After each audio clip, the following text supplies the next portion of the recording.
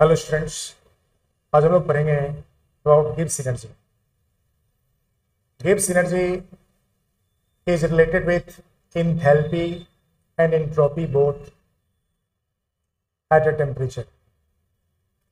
Gibbs energy भी एक state function है और ये इनिशियल स्टेट और फाइनल स्टेट ऑफ सिस्टम पर डिपेंड करता है। सेकेंड लॉ ऑफ थर्मोडायनेमिक्स में इसके पहले हम लोग स्पॉन्टेनिटी और फिजिबिलिटी के लिए दो क्राइटेरिया के बारे में पढ़े थे। फर्स्ट क्राइटेरिया बताया गया था, जिस डायरेक्शन में डेल्टा एच नेगेटिव होता है उस डायरेक्शन में कोई प्रोसेस फिजिबल होते हैं या स्पॉन्टेनियस होते हैं। इट मीन्स जिस डायरेक्शन में एनर्जी मिनिमाइज होगा उस डायरेक्शन में कोई प्रोसेस फिजिबल होता है। लेकिन एंडोथर्मिक रिएक्शन के फिजिबिलिटी को यह क्राइटेरिया एक्सप्लेन नहीं कर पाता है, जिसमें यह कहा गया कि जिस डायरेक्शन में एनर्जी मिनिमाइज होगा उसी डायरेक्शन में कोई प्रोसेस स्पॉन्टेनियस होने, क्योंकि एंडोथर्मिक रिएक्शन के लिए डेल्टा एच का वैल्यू पॉजिटिव होता है, वहाँ हीट एब्जॉर्ब होता है और हीट एब्जॉर्ब करके वो स्पॉन्टेनियस होता है। फिर सेकंड क्राइटेरिया बनाया, दैट इज एंट्रोपी चेंज। कहा कि जिस डायरेक्शन में जाने से डिसऑर्डर ऑफ सिस्टम इंक्रीज करेगा, एंट्रोपी ऑफ सिस्टम बढ़ेगा, डिसऑर्डर बढ़ेगा, उस डायरेक्शन में कोई प्रोसेस स्पॉन्टेनियस होता है। लेकिन ये क्राइटेरिया भी सारे प्रोसेसेस को स्पॉन्टेनियस और नॉन स्पॉन्टेनियस किस डायरेक्शन में होगा इसको एक्सप्लेन नहीं कर पाता। तो इन दोनों को मिलाकर, एंथैल्पी चेंज और एंट्रोपी चेंज को मिलाकर एक नया स्टेट वेरिएबल, एक स्टेट फंक्शन डेवलप किया। उस स्टेट फंक्शन को हम लोग गिब्स एनर्जी बोलते हैं। Gibbs energy is related with enthalpy and entropy along with temperature. Gibbs energy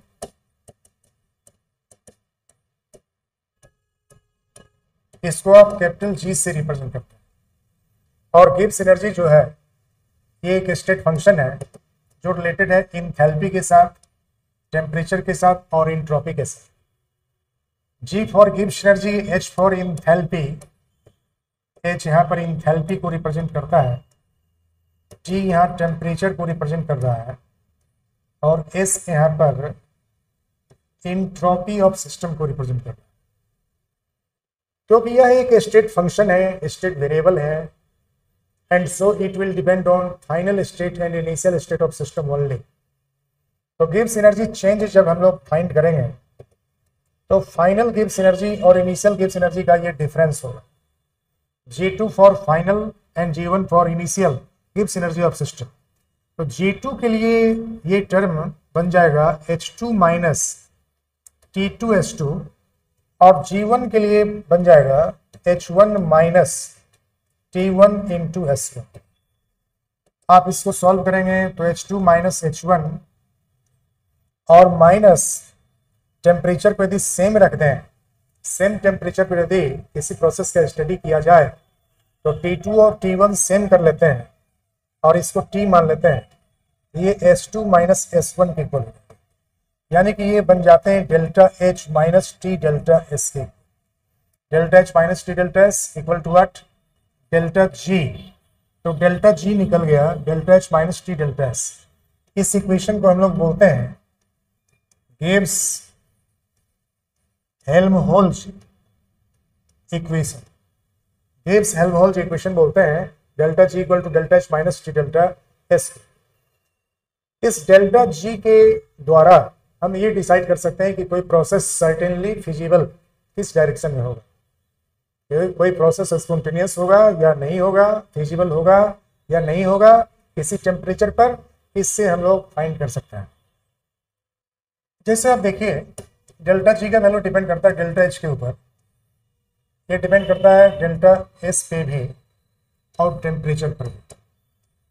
अब इस तीनों पे डिपेंड करता है delta G, delta H, delta S और टेम्परेचर, तीनों पे डिपेंड करता है डेल्टा G।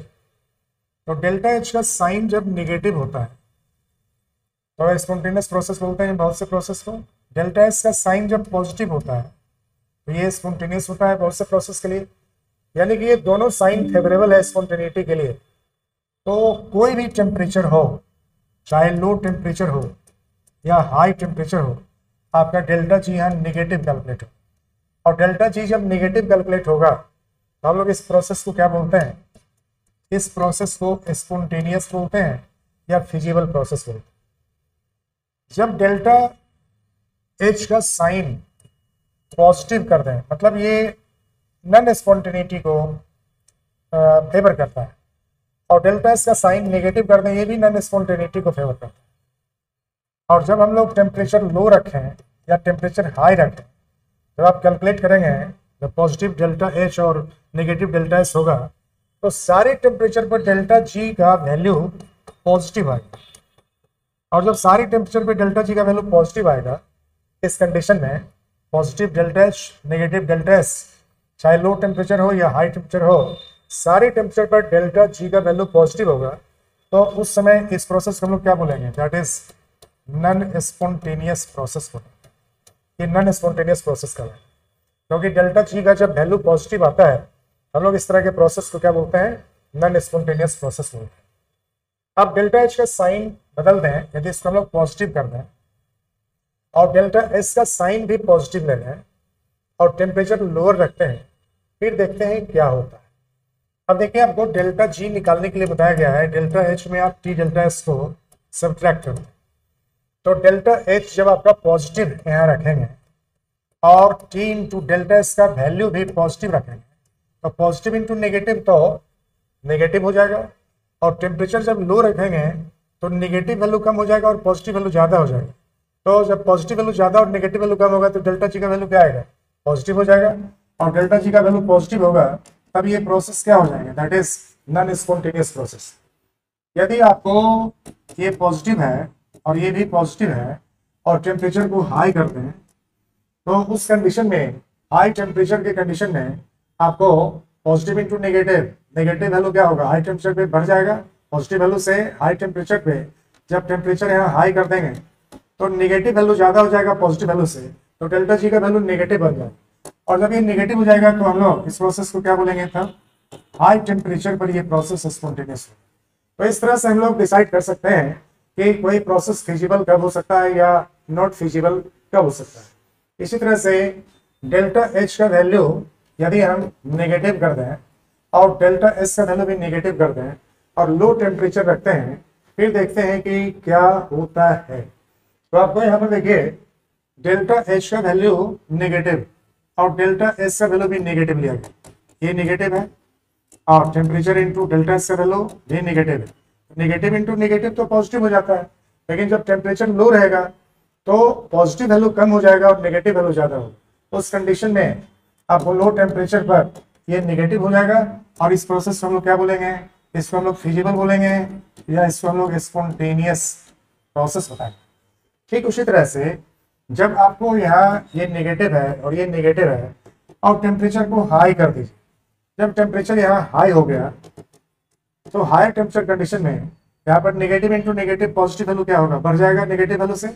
जब पॉजिटिव वैल्यू नेगेटिव वैल्यू से ज़्यादा हो जाएगा तो डेल्टा जी का वैल्यू पॉजिटिव हो जाएगा, और फिर ये प्रोसेस क्या होगा? दैट इज नॉन स्पॉन्टेनियस या नॉट फिजिबल प्रोसेस हो जाएगा।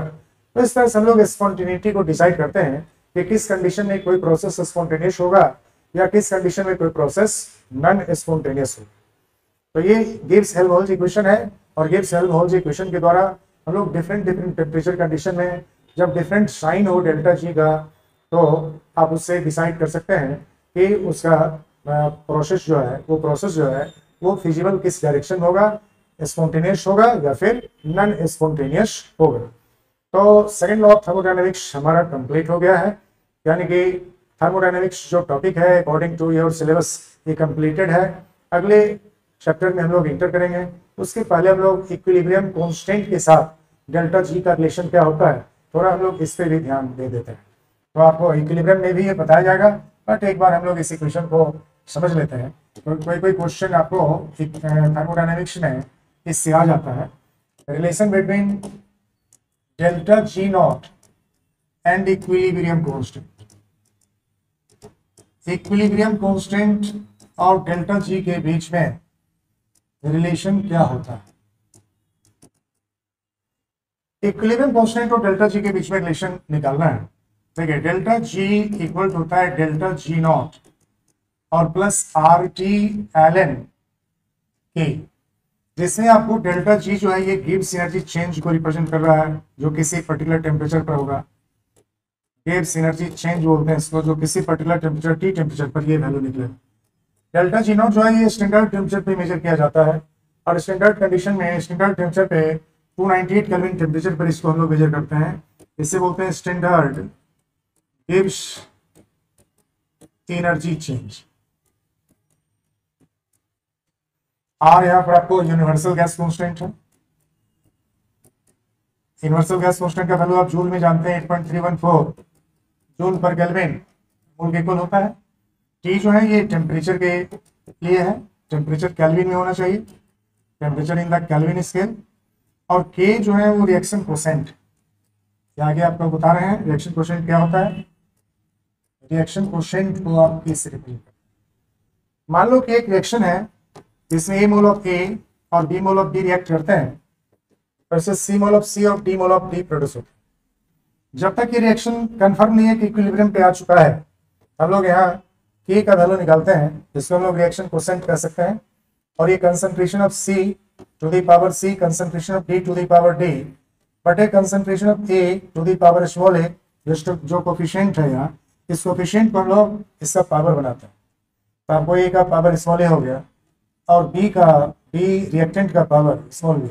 इट मीन्स प्रोडक्ट के कंसंट्रेशन के प्रोडक्ट में आप रिएक्टेंट के कंसंट्रेशन से क्या करते हैं, रिएक्टेंट के कंसंट्रेशन के प्रोडक्ट से डिवाइड करते हैं। इसमें स्टोइकोमेट्रिक कोएफिशिएंट जो बैलेंस इक्वेशन का है उसी को कंसंट्रेशन टर्म का पावर बनाते हैं। इसको हम लोग रिएक्शन कोशेंट बोलते हैं। जब तक ये कंफर्म नहीं है कि रिएक्शन इक्विलिब्रियम में है तो ये रिएक्शन कोशेंट कहलाता है। इसको हम लोग क्या बोलते हैं, रिएक्शन कोशेंट बोलते हैं, रिएक्शन कोशेंट इसको हम लोग बोलते हैं। लेकिन जब ये कंफर्म हो जाता है कि रिएक्शन इक्विलिब्रियम में आ गया, इक्विलिब्रियम में आने का मतलब होता है फॉरवर्ड डायरेक्शन का स्पीड और बैकवर्ड डायरेक्शन का स्पीड और रिएक्शन जब सेम हो जाते हैं तो ऐसा लगता है कि अब रिएक्टेंट का और प्रोडक्ट का कंसंट्रेशन चेंज नहीं हो रहा है, रिएक्शन बंद हो चुकी है, लेकिन स्टिल रिएक्शन कंटिन्यू रहता है फॉरवर्ड डायरेक्शन में और बैकवर्ड डायरेक्शन में, और दोनों तरफ के जो स्पीड रहते हैं वो सेम रहते हैं।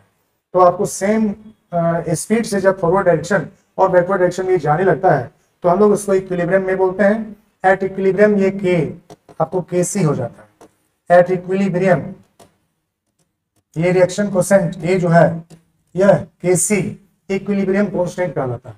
हम लोग यहाँ पर इस के को, रिएक्शन कोसेंट को, इक्विलिब्रियम पर जब रिएक्शन आ जाएगा तो इसको केसी के द्वारा रिप्रेजेंट करेंगे। अब देखिए आपको यहाँ पर जो वैल्यू हम लोग रखते हैं, जब इक्विलिब्रियम पर कोई रिएक्शन आ जाता है तो डेल्टा जी का वैल्यू वहाँ 0 हो जाती है। एट इक्विलिब्रियम ये सब हम लोग आगे भी पढ़ेंगे केमिकल इक्विलिब्रियम में। एट इक्विलिब्रियम पर अभी आपको थर्मोडायनामिक्स में बताया गया कि डेल्टा जी का वैल्यू जब 0 होता है तो हम लोग इसको इक्विलिब्रियम बोलते हैं। तो डेल्टा जी का वैल्यू जब 0 हो गया तो इक्विलिब्रियम कहलाता है।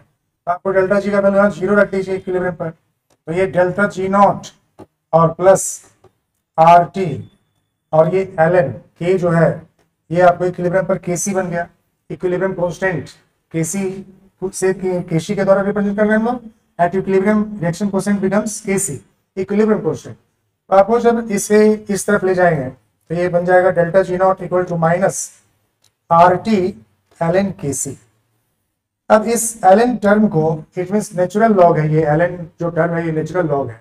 इस टर्म को लॉग डिस्टेंस के सी के रूप में यदि हम लोग बदलेंगे, लॉग के सी के रूप में इसको चेंज कर देंगे, तो लॉग के सी के रूप में चेंज करने के लिए हम लोग क्या करते हैं 2.303 से मल्टीप्लाई कर दें, आर टी लॉग डिस्टेंस के सी के इक्वल हो जाएगा।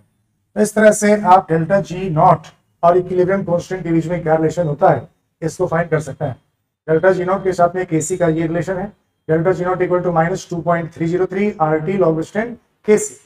जब आपको लॉग केसी निकालना हो तो लॉग केसी निकालने के लिए आप क्या करते हैं, लॉग केसी फाइंड करने के लिए डेल्टा जी नॉट में नेगेटिव साइन लगा हुआ है, यहाँ नेगेटिव साइन लगा देते हैं, बटे 2.303 आर टी हो जाएगा। और जब आप केसी निकालेंगे, जब इक्विलिब्रियम कांस्टेंट निकालेंगे डेल्टा जी नॉट नॉन रहने पर, तो आप केसी निकालने के लिए इसका क्या करते हैं एंटी लॉग कर देते हैं। तो anti log of minus delta G not by 2.303 R T, ये आपको anti log of minus delta G naught by 2.303 RT. This gives you equilibrium constant. इसे आप equilibrium constant बोलते हैं. तो इस तरह से आप equilibrium constant का वैल्यू क्या होगा you can find easily. और इसके बाद हम लोग एक दो सेशन इसमें न्यूमेरिकल के लिए करेंगे, क्योंकि थर्मोडायनेमिक्स का न्यूमेरिकल पोर्शन जो है वो बहुत ही अनिवार्य है. थर्मोडायनेमिक्स में जनरली आपको न्यूमेरिकल पोर्शन ही पूछे जाते हैं, तो जो भी कॉन्सेप्ट दिए गए हैं उसी से न्यूमेरिकल बनेगा. तो हम लोग अगले वीडियो में न्यूमेरिकल के साथ हैं. आप लोग जिन लोगों ने सब्सक्राइब नहीं किया है कृपया सब्सक्राइब कर लें, ताकि हमारे वीडियो रोज आप तक पहुंच पाएगा. Thank you.